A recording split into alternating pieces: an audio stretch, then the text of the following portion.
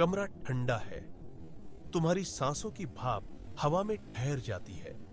वो तुम्हारे सामने खड़ी है, लेकिन उसकी आंखें तुम्हें नहीं देखती। वो कहीं और है, एक ऐसी दुनिया में जहां तुम्हारे लिए कोई जगह नहीं है। और फिर वो शब्द आते हैं, शांत, नियंत्रित, लेकिन एक खंजर की तरह तेज। मुझे थोड़ा स्पेस चाहिए। स्पेस, एक साधारण सा शब्द, लेकिन जिस तरह वो इसे कहती है, यह एक ब्रह्मांड जितना विशाल और खाली लगता है। एक ऐसा ब्रह्मांड जो तुम्हें निगलने के लिए तैयार है। तुम्हारा दिमाग दौड़ने लगता है। तुमने क्या गलत किया? तुमने क्या कहा? तुम एक भूल भुलैया में खो जाते हो, जिसका हर रास्ता आत्मसंदेह की दीवार से टकराकर खत्म हो जाता है। तुम जवाब मांगते हो, लेकिन तुम्हें केवल चुप्पी मिलती है, एक भारी, दमनकारी चुप्पी। यह चुप्पी एक हथियार है जो तुम्हें धीरे धीरे तोड़ रही है। तुम सोचते हो, शायद उसे सच में स्पेस की जरूरत है। तुम खुद को यकीन दिलाते हो कि यह तुम्हारे भले के लिए है, रिश्ते के भले के लिए है। तुम इंतजार करने का फैसला करते हो, लेकिन यहां एक गहरा, स्याह सच छिपा है। यह स्पेस की मांग नहीं है, यह एक मनोवैज्ञानिक खेल की शुरुआत है। यह कोई संयोग नहीं है, यह मनोविज्ञान है। जब वो कहती है मुझे स्पेस चाहिए, तो वो असल में नियंत्रण की मांग कर रही है। वो रिश्ते की शर्तों को फिर से लिखने के लिए एक तरफा शक्ति चाहती है। यह स्पेस एक शून्य है, एक खाली कैनवास। इस कैनवास पर वो एक नई कहानी लिखने की तैयारी कर रही है, एक ऐसी कहानी जिसमें तुम्हारी भूमिका पहले से तय है और शायद बहुत छोटी है। यह एक परीक्षण है। वो देखना चाहती है कि तुम कितना बर्दाश्त कर सकते हो, तुम कितनी अनिश्चितता झेल सकते हो, तुम्हारी वफादारी की सीमा क्या है जब तुम्हें बदले में कुछ नहीं मिल रहा। यह स्पेस एक भावनात्मक दूरी बनाने की रणनीति है।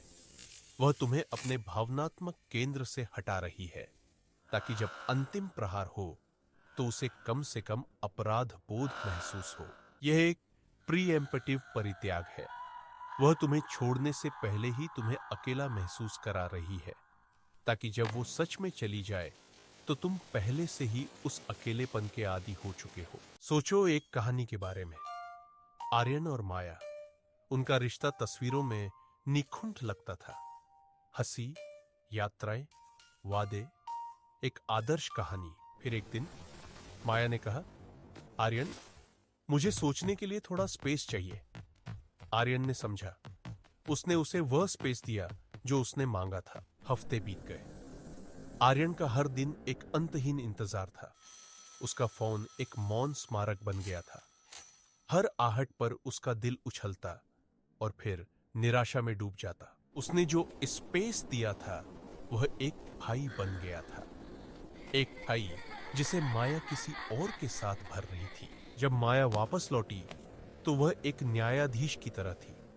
उसने कहा, मैंने स्पेस में रहते हुए बहुत कुछ सोचा, हमें अलग हो जाना चाहिए। देखें, यह हेरफेर क्या है। माया ने ब्रेकअप की जिम्मेदारी को स्थानांतरित कर दिया। उसने इसे एक विचारशील, परिपक्व निर्णय के रूप में प्रस्तुत किया, जो उसने स्पेस में लिया था। उसने आर्यन को कोई मौका नहीं दिया, कोई बातचीत नहीं, कोई लड़ाई नहीं। उसने उसे एक भावनात्मक रेगिस्तान में छोड़ दिया और फिर वापस आकर बताया कि वह प्यास से मर चुका है। यह स्पेस कभी भी रिश्ते को बचाने के लिए नहीं था। यह उसे बिना किसी दोष के सफाई से खत्म करने का एक तरीका था। तो जब वो कहती है मुझे स्पेस चाहिए, तो तुम्हें क्या करना चाहिए? क्या तुम्हें इंतजार करना चाहिए? उम्मीद करनी चाहिए? नहीं, सच तो यह है, यह एक घोषणा है। यह रिश्ते के नियमों को बदलने का एक तरफा प्रयास है। और अगर तुम इन नए नियमों को स्वीकार करते हो तो तुम अपनी शक्ति खो देते हो। तुम्हें उस स्पेस को स्वीकार नहीं करना है जो तुम्हें दिया जा रहा है। तुम्हें अपनी शर्तों पर बातचीत करनी है।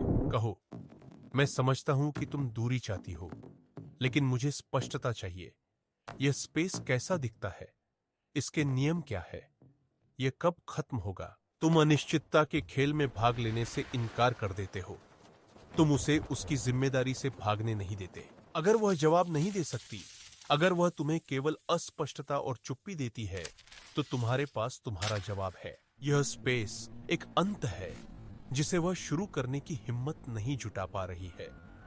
वह चाहती है कि तुम उसके लिए यह काम करो, कि तुम इंतजार करते करते थक जाओ और खुद ही चले जाओ। उसकी चुप्पी एक रणनीति है, उसकी अस्पष्टता एक हथियार है, और उसका स्पेस एक जेल है जिसे उसने तुम्हारे दिमाग के चारों ओर बनाया है। आज तुम उस जेल से बाहर निकल रहे हो। तुम शब्दों के पीछे छिपे इरादों को पहचानते हो, तुम खेल को देखते हो और तुम खेलने से इनकार करते हो।